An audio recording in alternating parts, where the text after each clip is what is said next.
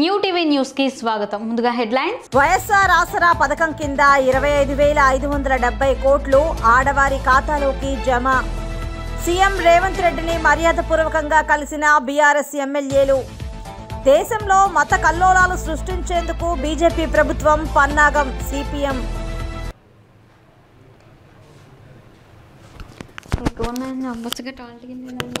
ఇక డీటెయిల్స్ చూస్తే అనంతపురం జిల్లా ఉరవకొండలో జరిగిన వైఎస్ఆర్ ఆసరా నిధుల జమ సభలో ముఖ్యమంత్రి జగన్మోహన్ రెడ్డి మాట్లాడుతూ నేడు మన ప్రభుత్వంలో వైఎస్ఆర్ ఆసరా పథకం చివరి విడత నగదును పొదుపు సంఘాల అక్కా చెల్లెమ్మల ఖాతాలో జమ చేసి వారికి ఇచ్చిన మాట నిలబెట్టుకున్నామని, నేటితో కలిపి ఈ పథకం ద్వారా 25,570 కోట్ల రూపాయల అక్కా చెల్లెమ్మల ఖాతాల్లో జమ చేశాం.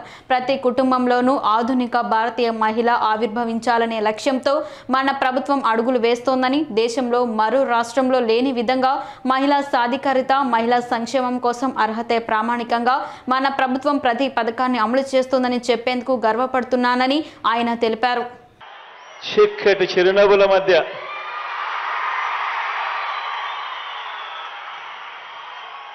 ఇంతటి ప్రేమానురాగాల మధ్య ఈరోజు దేవుడి దయతో మరో మంచి కార్యక్రమం ఉరవకొండ నుంచి చేస్తా ఉన్నాం. 4 సంవత్సరాల క్రితం మనందరి ప్రభుత్వం ప్రారంభించిన వైఎస్ఆర్ ఆసరా అనే గొప్ప కార్యక్రమాన్ని ఈరోజు ఇక్కడి నుంచి బటన్ నొక్కి ఆ వాగ్దానాన్ని ఈరోజు పూర్తి చేయబోతా ఉన్నాము అని చెప్పడానికి మీ బిడ్డగా, మీ అన్నగా, మీ తమ్ముడిగా సంతోషపడతా ఉన్నాను ఈ సందర్భంగా అని తెలియజేస్తా ఉన్నాను. దేశ చరిత్రలో కానివ్వండి, మహిళా చరిత్రలో కానివ్వండి, మహిళా సాధికారతకు ఇంత బాధ్యతగా, ఇంత మమకారం చూపుతూ ఈ 56 నెలల్లో మనము చేసిన ఈ ఒక్క పథకానికి సంబంధించి గర్వంగా కూడా నేను చెప్తా ఉన్నాను. ఏకంగా ఈరోజు సొమ్ముతో కూడా కలుపుకుంటే అక్షరాల 25,570 కోట్ల రూపాయలు ఈ ఒక్క కార్యక్రమం ద్వారా చేస్తా ఉన్నాము అని చెప్పడానికి గర్వపడతా ఉన్నా. ఈరోజు ఎక్కడైనా కూడా దేశం బాగుంది, రాష్ట్రం బాగుంది అని ఎవరైనా కూడా మనల్ని మనం ప్రశ్నించుకున్నప్పుడు ఎక్కడైనా కూడా మనం గమనించేటివి ఏమిటి అనంటే, ఆ రాష్ట్రంలో ఆ అక్క చెల్లెమ్మలకు సంబంధించి, ఆ అక్క చెల్లెమ్మల పిల్లలకు సంబంధించి వాళ్ళ పిల్లలకు క్వాలిటీ ఆఫ్ ఎడ్యుకేషన్ అంటే వాళ్ళ పిల్లలకు అందే నాణ్యమైన ఎడ్యుకేషన్ వాళ్ళ పిల్లలకు అందుతా ఉందా లేదా అన్న ఒక పారామీటర్ను, వారి అక్షరాస్యత పెరుగుదల, వారి ఆదాయంలో వృద్ధి, వారికి లభిస్తా ఉన్న భద్రత, రక్షణ, వారికి రాజకీయంగా అధికారంలో దక్కుతా ఉన్న వాటా, ఇవన్నీ కూడా లెక్కకేసుకొని మహిళా సాధికారత విషయంలో ఆ రాష్ట్ర ప్రభుత్వం, ఆ రాష్ట్రంలో అక్క చెల్లెమ్మలు ముందడుగులు. చిక్కటి చిరునవ్వుతో, చక్కటి అబద్ధాలతో అక్క చెల్లెమ్మల్ని 5 ఏళ్లుగా మోసగిస్తూనే ఉన్నావుగా జగన్ రెడ్డి, వచ్చే ఎన్నికల్లో నీకు బుద్ధి చెప్పడానికి మహిళలు సిద్ధమయ్యారు అంటూ సీఎం జగన్ పై టీడీపీ నేత నక్కా ఆనంద్ బాబు ధ్వజమెత్తారు. ఇవాళ చిక్కటి చిరునవ్వుతో 1 కోటి మంది పైన డ్వాక్రా మహిళల్ని వంచిస్తూ వచ్చాడు. ఇంకా అదే ట్రాన్స్లో ఉంచాలని ప్రయత్నం చేస్తూ ఉన్నాడు. ఇవాళ బటన్ నొక్కితే నేరుగా మహిళల అకౌంట్లోకి కాదు డబ్బులు పోయేది, నేరుగా వస్తాయి మీ అకౌంట్లోకి అని చెప్తా ఉన్నాడు. వీళ్ళ జేబుల్లోకి వెళ్తూ ఉన్నాయి, వీళ్ళ ప్యాలెస్లకు వెళ్తూ ఉన్నాయి. 5 ఏళ్ల పాలనలో లక్షలాది మంది మహిళల కన్నీటికి కారణం ఎవరో? మద్యపాన నిషేధం దశల వారీగా చేస్తానని చెప్పి ఈ రాష్ట్రంలో మద్యం వ్యాపారం చేస్తుంది ముఖ్యమంత్రి కాదా? మద్యం బ్రాండ్లని నాసిరకం బ్రాండ్లు తయారు చేసి పేదల జీవితాలతో, వాళ్ళ ఆరోగ్యాలతో, వాళ్ళ ప్రాణాలతో ఆటలాడుతుంది జగన్మోహన్ రెడ్డి కాదా? ఆ సంగతి మహిళలకు తెలియదు అనుకుంటున్నావా? డ్వాక్రా సంఘాలు ఇదేదో ఈయన సృష్టిలాగా చెబుతున్నాడు. డ్వాక్రా సంఘాల సృష్టికర్త చంద్రబాబు నాయుడు గారు. అది మొత్తం ప్రపంచం మొత్తం తెలుసు. మహిళలకి ఆర్థిక స్వావలంబన, సాధికారత సాధించే దిశగా ముందడుగు వేయించినటువంటి మొట్టమొదటి వ్యక్తి చంద్రబాబు నాయుడు గారు. ఇవాళ 1 కోటి మంది పైన మహిళలు డ్వాక్రాలో అనేక రకాలుగా లబ్ధి పొందుతూ ఉన్నారంటే అది చంద్రబాబు నాయుడు గారి ముందు చూపు, మహిళల పట్ల మాకున్నటువంటి చిత్తశుద్ధి. ఇలా తెలుగుదేశం ప్రభుత్వం ఎన్నికల ముందు హామీ ఇచ్చి చేయలేదు రుణమాఫీ అని చెప్తా ఉన్నాడు. స్పష్టంగా ఈ రుణమాఫీ మేము చేసామని చెప్పగలం. ముఖ్యమంత్రిగా ప్రమాణ స్వీకారం చేసే నాటికి చంద్రబాబు నాయుడు గారు 2014లో డ్వాక్రా రుణాలు మొత్తం 13,655 కోట్లు ఉన్నాయి ఈ రాష్ట్రంలో. 13,655 కోట్లు. 85 లక్షల డ్వాక్రా మహిళలు అప్పుడుంటే 3 విడతల్లో 10,000 చొప్పున 8,500 కోట్లు రుణమాఫీ చేసాం ఆ రోజు. 8,500 కోట్లు రుణమాఫీ ఖర్చు పెట్టాం. అదేవిధంగా 18-19లో బీసీల సంక్షేమం కోసం పాటుపడుతున్నానని చెప్పుకుని జగన్ ఇన్నాళ్లు కుల గణన అంశంలో కేంద్రం మీద ఒత్తిడి తీసుకురాకుండా ఏం చేస్తున్నాడని కాల్వ శ్రీనివాసులు ప్రశ్నించారు. కుల గణన అంశాన్ని పార్లమెంట్లో ప్రస్తావించాలని జగన్ కనీసం తన ఎంపీలకు కూడా చెప్పలేదని మండిపడ్డారు. ఈ అంశంపై ఇన్నాళ్లు ఎక్కడ మాట్లాడకుండా, ఎవరిని ప్రశ్నించకుండా ఉన్నట్టుండి కుల గణనను తెరపైకి తీసుకురావడం జగన్ రాజకీయ అవకాశవాదానికి ప్రబల నిదర్శనమని కాల్వ శ్రీనివాసులు విమర్శించారు. ఎందుకంటే నిజంగా నీకు ఆ అభిప్రాయం ఉంటే నీ ఎంపీలు ఎన్నిసార్లు పార్లమెంట్లో మాట్లాడారు, ఎన్నిసార్లు కేంద్ర హోంశాఖ దృష్టికి తీసుకెళ్లారు కులగణన చేయమని. పార్లమెంట్లో పెద్ద ఎత్తున ఒత్తిడి పెంచే అవకాశం ఉన్నా, అంత సంఖ్యాబలం ఉన్నా 22 మంది పార్లమెంటు సభ్యులు లోక్సభలో వైసీపీ తరఫున ఉన్నా ఏ రోజైనా కేంద్ర ప్రభుత్వాన్ని ఈ రాష్ట్రంలోనూ దేశంలోనూ కులగణన ఎందుకు చేపట్టలేదని అడిగిన సందర్భం ఉందా అని నేను ప్రశ్నిస్తూ ఉన్నా. అడగాల్సిన చోట అడగరు, అడగాల్సిన విషయాలు అడగరు, కేంద్రం పైన ఒత్తిడి పెంచరు, ఒత్తిడి పెంచాలనే ఆలోచన కూడా చేయరు. కేంద్రం అడుగులకు మడుగులెత్తుతూ అడుగడుగున కేంద్రానికి దాసోహం అంటూ ఈరోజు ఈ రాష్ట్రంలో బీసీల కులగణనకి కుట్రలు చేయడం అనేది పూర్తిగా రాజకీయ అవకాశవాదం తప్ప మరొకటి కాదు. కాబట్టి జగన్మోహన్ రెడ్డి నాయకత్వంలో ఆంధ్రప్రదేశ్ రాష్ట్రంలో బీసీలకు న్యాయం జరిగే సమస్య లేదు. బీసీలను అడుగడుగున అణగదొక్కుతున్న ప్రభుత్వం వైసీపీ ప్రభుత్వం. 76 మంది బీసీ నాయకులను అతి కిరాతకంగా హతమార్చిన ప్రభుత్వం జగన్మోహన్ రెడ్డి ప్రభుత్వం.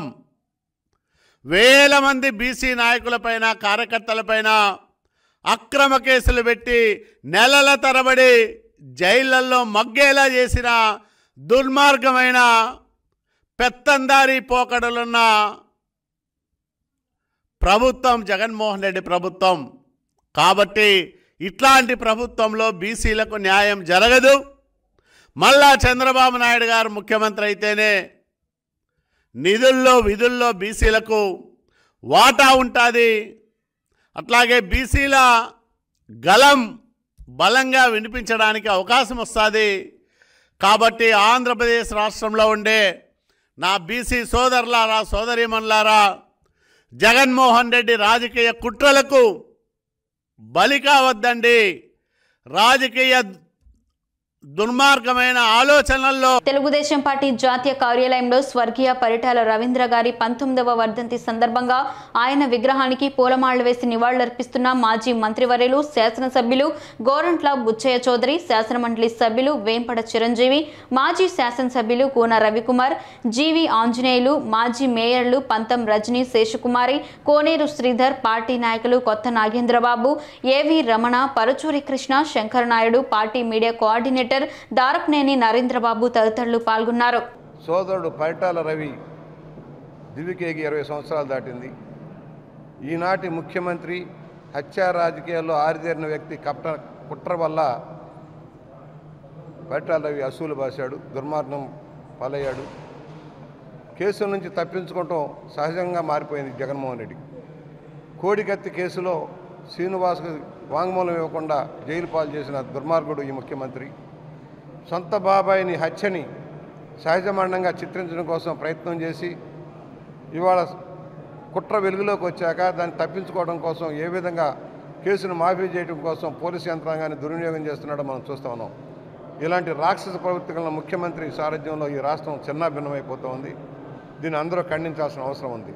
రాక్షస పాలన, ప్రభుత్వ వ్యతిరేకతను తట్టుకోవడం కోసం పోలీసు యంత్రాంగాన్ని దుర్వినియోగం చేస్తున్న ఈ ముఖ్యమంత్రి గుణపాఠం చెప్పాల్సిన సమయం ఆసన్నమైంది. మరొకసారి పరిటాల రావు గారి 20వ వర్ధంతికి ఘనంగా నివాళులర్పిస్తూ ఉన్నాం. ఎందరో యువకుల్ని త్యాగం ఫలితంగా తెలుగుదేశం పార్టీ ముందుకు సాగుతుంది. ఎంతోమంది అసూలు బాశారు, అయినా కూడా పార్టీ కోసం ప్రాణం పెట్టే కార్యకర్తలకు రక్షణగా తెలుగుదేశం పార్టీ ఉంటుందని సవినయంగా మనవి చేస్తున్నాం. ఇవాళ ముఖ్యమంత్రి గారు రాజ్యసభకి 3 సీట్లు ఖాళీ అయిన గెలిపించుకోవాలన్న తాపత్రయంలో ఉన్నారు. ఇప్పటికే వందలాది మంది వైఎస్ఆర్ పార్టీ నాయకుడికి దూరం అయిపోతూ ఉన్నారు. వాళ్ళంతా పిలుస్తున్నారు, రాజ్యసభలో మీ అభ్యర్థిని పెట్టండి, మేము గెలిపిస్తాం. ఈ దుర్మార్గ ముఖ్యమంత్రి ఆలోచన విధానానికి భిన్నంగా మేము వ్యవహరిస్తాం, తెలుగుదేశం పార్టీ అభ్యర్థిని గెలిపిస్తాం, మీరు అభ్యర్థిని పెట్టండి అనే పరిస్థితిలో ఉందంటే అర్థం చేసుకోవచ్చు. ఇప్పటికే 50 మంది దాకా ఎమ్మెల్యేలు మాకు టచ్లో ఉన్నారు. మేము గెలిపిస్తాం, మీరు పెట్టండి అనే పరిస్థితి ఉందంటే అర్థం చేసుకోవచ్చు. ఇవాళ గంటా శ్రీనివాసరావు గారు ఒక రాజీనామాను ఆమోదించినంత మాత్రాన పోయేదేమీ లేదు. మేము అడుగుతా ఉన్నాం, ఎప్పుడో 21లో రాజీనామా చేస్తే ఇప్పటిదాకా ఈ స్పీకర్ గారు, ఈ సెక్రటరీ గారు, ముఖ్యమంత్రి గారు గాడిదలు కాశారా అని అడుగుతా ఉన్నాం. ఏదైతే విశాఖ ఉక్కు ప్రైవేటీకరణకు వ్యతిరేకంగా గంటా శ్రీనివాసరావు గారు రాజీనామా చేసి కేంద్ర ప్రభుత్వం మీద, రాష్ట్ర ప్రభుత్వం మీద ఒత్తిడి తేవాలని ప్రయత్నం చేస్తే ఇప్పటిదాకా ఆ ప్రయత్నం ముందుకు సాగపోలేదు. కనీసం ఆయన ఉక్కును ప్రైవేటీకరించవద్దని చెప్పలేదు.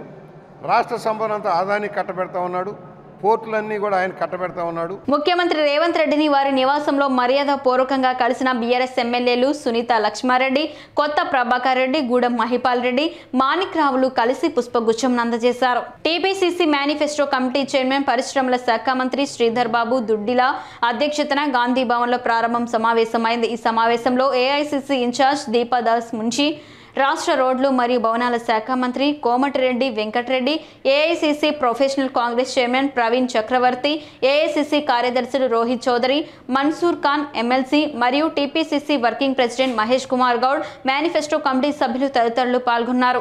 దేశంలో మత కల్లోలాలు సృష్టించేందుకు బీజేపీ ప్రభుత్వం పన్నాగం పన్నుతున్నారని సిపిఎం రాష్ట్ర కార్యదర్శి శ్రీనివాసరావు ఆరోపించారు. బాలోచో భవన్ నందు నిర్వహించిన విలేకరుల సమావేశంలో ఆయన మాట్లాడుతూ బీజేపీ దేశాన్ని నాశనం చేసేందుకు సిద్ధమవుతుందని ఆగ్రహం వ్యక్తం చేశారు.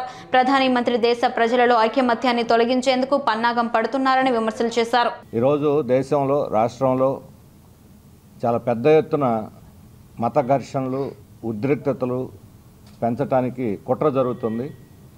ఈ కుట్ర ఎవరో బయట దేశస్తులు లేకపోతే ఉగ్రవాదులు చేస్తున్న కుట్ర కాదు. కేంద్ర ప్రభుత్వమే ప్రభుత్వం ప్రజల మధ్య వైషమ్యాలు పెంచడానికి వాళ్లే మత ఎజెండాని నెత్తిన పెట్టుకొని దేశమంతా దాన్ని ఒక ప్రధానమైన అంశం చేయడానికి ఈరోజు మోడీ ఒక పథకం పన్నాడు.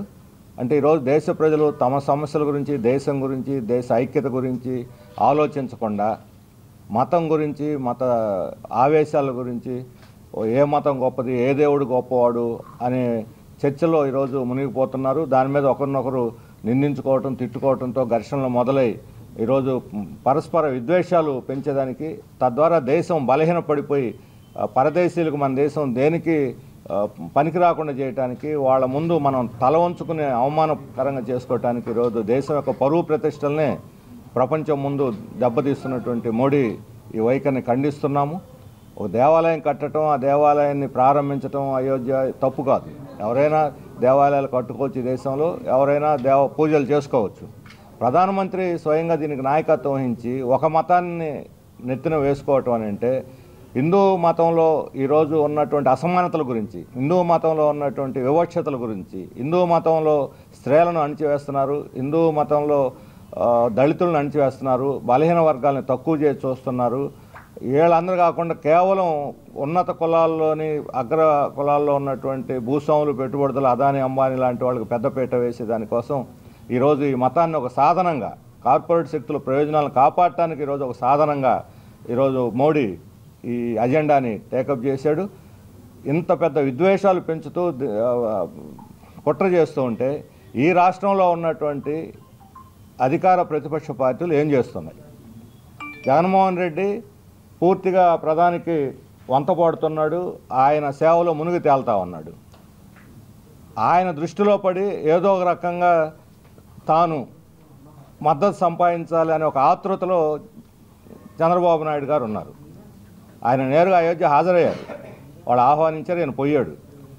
కానీ చంద్రబాబు నాయుడు గారికి అవమానం ఎదురైంది. విజయవాడలోని దాసరి భవన్ వద్ద జనపల్లి శ్రీనివాస్కి న్యాయం జరగాలని రౌండ్ టేబుల్ సమావేశం ఏర్పాటు చేయడం జరిగింది. ఈ కార్యక్రమంలో సిపిఐ ప్రధాన కార్యదర్శి రామకృష్ణ, టీడీపీ నేత వర్ల రామయ్య మరియు జనసేన జిల్లా అధ్యక్షుడు పోతిన మహేష్ తదితరులు పాల్గొన్నారు. ఇదే ఒక చౌదరి గారు ఉంటారండి, ఇదే ఒక నాయుడు గారిని ఇంతమంది ఉంచుతారండి. ఉన్నా కూడా ఆ రెడ్డి సంఘం ఊరుకోదు, ఆ కమ్మ సంఘం ఊరుకోదు, ఆ కాపు సంఘం ఊరుకోదు.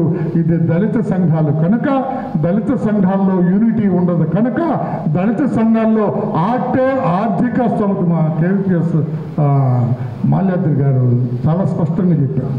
దళిత సంఘాల్లో ఆర్థిక స్తోమత ఉండదు కనుక 5 సంవత్సరాలుగా బిడ్డ జైల్లో మగ్గుతున్నాడని చెప్పడానికి చాలా బాధపడుతూ ఉన్నాను. Never in the history of Indian judiciary, భారతదేశ జ్యుడిషియల్ న్యాయ వ్యవస్థలో ఒక 307 కేసు అటెంప్ట్ టు మర్డర్ కేసులో ఒక ముద్దాయి ఆరోపణలు ఎదుర్కొంటున్న వ్యక్తి 5 సంవత్సరాలుగా రిమాండ్ ఖైదీగా ఉన్న దాఖలాలు ఎక్కడ ఏ రాష్ట్రంలో కూడా లేవు అని చెప్పడానికి చాలా బాధాకరంతో చెబుతున్నాను. చాలా బాధాకరం. ఎందుకంటే మనము ఇంతకుముందు పెద్దలు చెప్పారు, రామయ్య గారు, ఒక వ్యక్తి 5 ఏళ్లకు పైగా జైల్లో ఉంటే ఇవాళ మనం మాట్లాడుతూ ఉన్నాం. అందులో దళిత సంఘాలు మాట్లాడుతాం, కొన్ని ప్రజా సంఘాలు మాట్లాడతాం. మరి రాష్ట్రంలో పౌర హక్కుల సంఘాలు, ప్రజా సంఘాలు, రాజకీయ పార్టీలు దీనిపైన పెద్దగా మాట్లాడడం. నిజంగా ఇదే ఒక అగ్ర కులానికి చెందినవాడైతే ఇన్నాళ్ళు జైల్లో ఉంటాడా? అందులో ఏమైనా సమస్య ఉందా? నిజంగా ఆయన ఏమన్నా దానికి పాల్పడి ఉంటే కోర్టు వాళ్ళ శిక్ష వేయచ్చు, తప్పేం లేదు. కోర్టు ఎవరు మేము ఆ పని కూడా ఆపలేదు. ఆయన ఫలానా తప్పు చేశాడు. మనం బాగా అర్థం చేసుకోవాల్సింది ఏంటంటే, గొడ్డలితో నరికిన, మర్డర్ చేసిన, రక్తపు మడుగులో పెట్టిన ఖచ్చితంగా బెయిల్ వచ్చేది. ఖచ్చితంగా బెయిల్ వచ్చేది.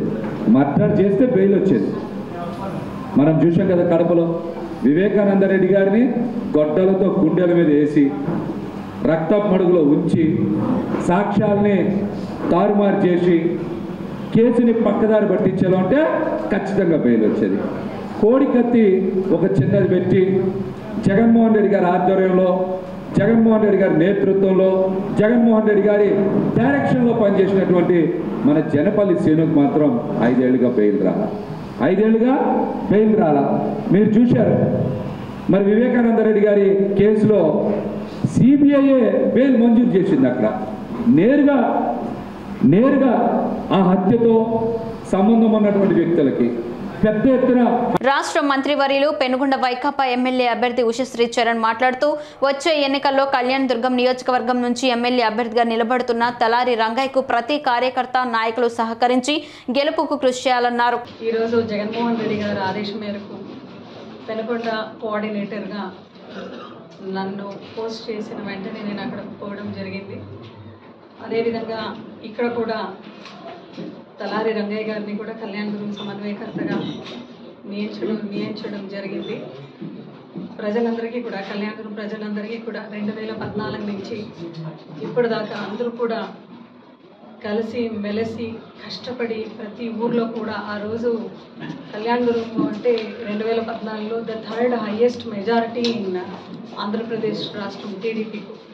అలాంటి దాన్ని ప్రతి ఊర్లో కూడా ప్రతి క్యాడర్ ప్రతి ఊర్లో ప్రతి చిన్న విలేజ్లో కూడా క్యాడర్ బిల్డప్ చేసుకుంటూ ఈ 10 ఏళ్ళు కూడా బాగా క్యాడర్ని బిల్డప్ చేసుకున్న పార్టీని చాలా కష్టపడి అందరూ కూడా కలిసి గట్టిగా లీడర్షిప్ క్వాలిటీస్ని చాలామంది లీడర్స్లో కూడా తీసుకొని వచ్చి కళ్యాణ్ దుర్గాన్ని ఈరోజు మనం చాలా మంచి ఒక వైఎస్ఆర్సీపీ కోటగా మనమందరూ కూడా మీ కార్యకర్తలు లీడర్స్ అందరూ కూడా సహాయ సహకారంతో ఆ రోజు కట్టినాం.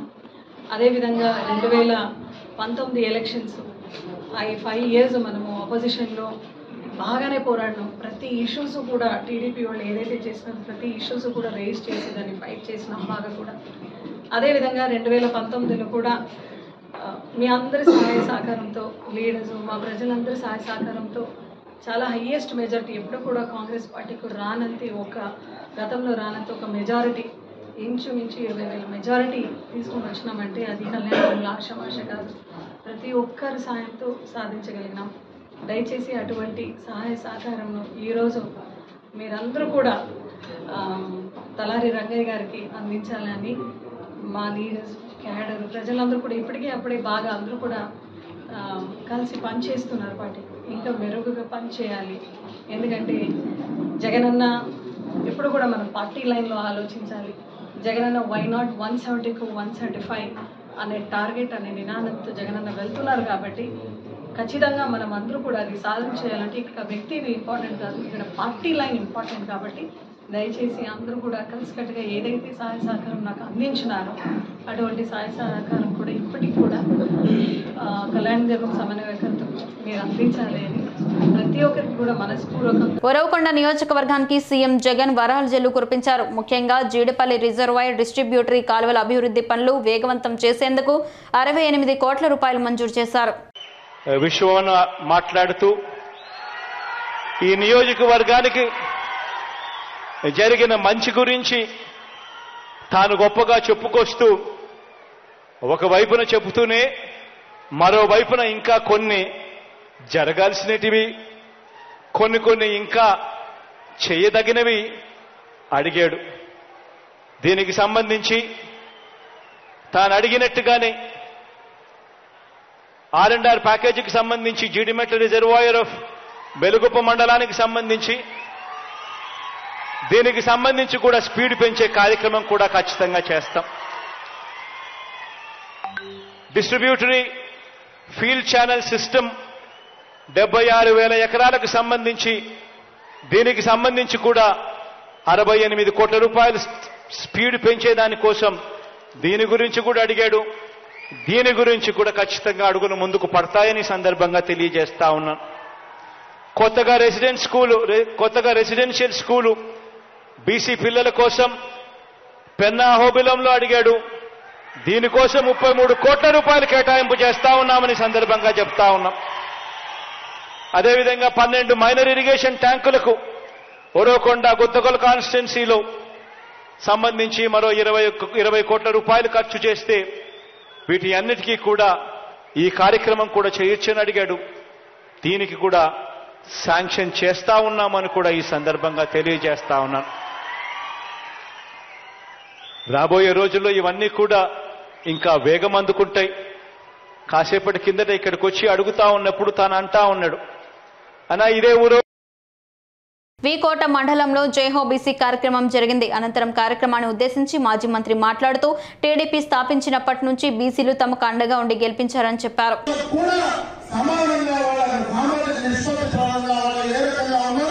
వాళ్ళకు సమానంగా పంచడానికి ఖచ్చితంగా కూడా తెలుగుదేశం ప్రభుత్వం మరి రాబోయే కాలంలో దాన్ని తీసుకుంటుందని చెప్పి సందర్భంగా తెలియజేసుకుంటూ ఈ రోజు ఎవరైతే మన నియోజకవర్గంలో ఇక్కడ ఉన్నటువంటి 15 వర్గాలు ఉన్నారో ఖచ్చితంగా ఇక్కడ నియోజకవర్గ బాధ్యతగా నేను కూడా మీకు మాటిస్తున్నా. రేపు ఖచ్చితంగా బలహీన వర్గాలకు ఈ నియోజకవర్గంలో అధికారం వచ్చిన తర్వాత మీకు కూడా ఏ రకంగా ఖచ్చితంగా మీకు భాగం ఇవ్వాలో దాన్ని పూర్తి చేసే బాధ్యత నేను తీసుకున్నానని చెప్పే సందర్భంగా మీ అందరూ కూడా తెలియజేసుకుంటున్నా. ఇదేదో గొప్పగా రాజకీయం కోసం చెప్పే కార్యక్రమం కాదు. ఈ రోజు బలహీన వర్గాలు లేకపోతే తెలుగుదేశం పార్టీ లేదు, బలహీన వర్గాలతో తెలుగుదేశం పార్టీ ఉంది. ఈ నియోజకవర్గంలో కక్ష సాధింపుతో మంత్రి రోజా తమను ఇబ్బందులకు గురి చేస్తుందని నగరి నియోజకవర్గం వడమాలపేట మండలం జెడ్పీటీసీ మురళీధర్ రెడ్డి ఆరోపించారు. మంత్రి రోజాకు మరోసారి ఎమ్మెల్యే టికెట్ ఇవ్వకు జగనన్న అన్నారు.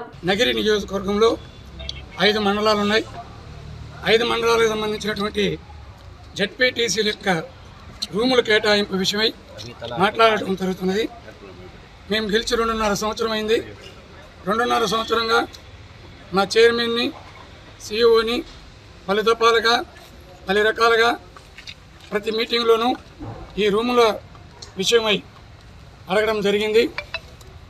అడిగినప్పుడల్లా దాటవేద ధోరణితో మాట్లాడుతున్నారు.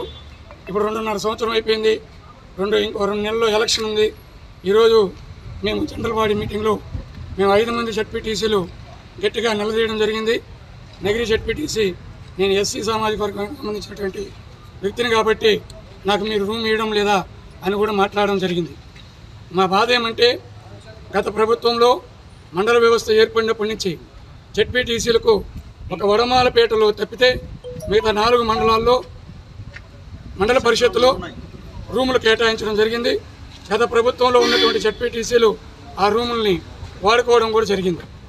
ఇప్పుడు ఈ ఉమ్మడి చిత్తూరు జిల్లాలో 65 మండలాల్లో ఒక నగిరి నియోజకవర్గంలోనే ఈ రూముల సమస్య ఉత్పన్నమైంది. ఎందుకంటే మేమంతా ఓటేసి గెలిపించినందుకు మాకు కానుక ఇచ్చిందని మేము అనుకుంటున్నాం. అదే కాకుండా మళ్ళీ జెడ్పీ జనరల్ ఫండ్ విషయాల్లో కూడా జెడ్పీ గౌరవ మంత్రివర్యులు పెద్దిరెడ్డి రామచంద్రారెడ్డి గారు మా ప్రతి ఒక్క జెడ్పీటీసీకి మా ప్రభుత్వంలో గత ప్రభుత్వంలో జెడ్పీటీసీలు కానీ గతంలో నేను ఎంపీపీ కూడా పనిచేయడం జరిగింది. ఎంపీపీగా పనిచేయనప్పుడు మా మండలంలో జెడ్పీటీసీ కూడా మేము గెలవడం జరిగింది. ఆ రోజు గత ప్రభుత్వంలో మాకు 1 రూపాయి కూడా డబ్బులు ఇవ్వలేదు. ఇప్పుడు అందరికీ సమానంగా ప్రతి మండలానికి 20 లక్షల రూపాయలు ఇస్తున్నారు. అదేవిధంగా ఎమ్మెల్యేలు చెప్పిన వాళ్ళకి, మంత్రులకి, ఎంపీలకి, రాజ్యసభ మెంబర్లకి, ఎమ్మెల్సీలకి వాళ్ళ అవసరాలను బట్టి జెడ్పీ నిధులని కేటాయించడం జరుగుతూ ఉంది. కానీ మా కాన్స్టిట్యూషన్లో జెడ్పీటీసీలు కేటాయించినటువంటి నిధులను కూడా ఆ ప్రొసీడింగ్స్ మీద ఎస్టిమేట్లు వేయనీయకుండా ఏఈల్ని, డిఈల్ని ఇబ్బంది పెడుతున్నారు. ఇవన్నీ ఎవరో కాదు, మా మంత్రివర్యులు శ్రీమతి రోజా గారు. మద్యపాన నిషేధం అమలు చేయకపోతే వచ్చే ఎన్నికల్లో ఓట్లు అడగనన్న జగనన్న ఇప్పుడు ఏ మొహం పెట్టుకుని ఓట్లు అడుగుతారో సమాధానం చెప్పాలని వైఎస్ షర్మిల డిమాండ్ చేశారు. ఈ రోజు మన రాష్ట్రాన్ని మద్యంతో వచ్చిన రెవెన్యూతో నడుపుతున్నాడు జగనన్న గారు. మరి తీరా ఎన్నికలప్పుడేమో జగనన్న గారు మద్యపాన నిషేధం, నేను 5 ఏళ్లలో మద్యపాన నిషేధం చేస్తాను, మద్యపాన నిషేధం చేయకపోతే నేను వచ్చే ఎన్నికల్లో ఓట్లు కూడా అడగను అన్నాడు కదా. అన్నాడా లేదా? జగనన్న గారు అన్నారా లేదా? మరి జగనన్న గారు సమాధానం చెప్పాలా రాష్ట్ర ప్రజలకు. ఎమ్మెల్యే సీటు గెలవకున్నా, ఒక్క ఎంపీ సీటు గెలవకున్నా మొత్తం బీజేపీ బానిసలు అయ్యారు. ఈరోజు ఆంధ్ర రాష్ట్ర ఎంపీలు, ఎమ్మెల్యే వాళ్ళు బానిసలు కావడమే కాక ఆంధ్ర రాష్ట్ర ప్రజలందరినీ కూడా బీజేపీ బానిసలు చేసే ప్రయత్నం చేస్తుంది వైసీపీ అయినా తెలుగుదేశం పార్టీ అయినా. ఇది ఎక్కడి న్యాయం అని అడుగుతున్నాం. అసలు బీజేపీ పార్టీ మాకు వద్దు అని కదా ఈ రాష్ట్ర ప్రజలు బీజేపీ పార్టీకి ఓటేయలేదు. వద్దు అని కదా ఒక్క బీజేపీ ఎంపీని గెలిపించలేదు, ఒక బీజేపీ ఎమ్మెల్యేని గెలిపించలేదు. మరి అలాంటప్పుడు మొత్తం మీ ఎంపీలను మొత్తము తీసుకెళ్లి బీజేపీ ఆఫీసులలోనే కూర్చోబెడుతున్నారు, బీజేపీ మాటే వింటున్నారు, బీజేపీ ఏ ఫైలు ఇచ్చినా సంతకం పెడుతున్నారు, బీజేపీ ఏ జీవో ఇచ్చిన దానికి సపోర్ట్ చేస్తున్నారు, ఏ చట్టం తెచ్చినా దానికి సపోర్ట్ చేస్తున్నారు. అంటే బీజేపీకి అంతగా అమ్ముడు పోవాల్సిన అవసరం ఏమొచ్చింది అని అడుగుతున్నాం.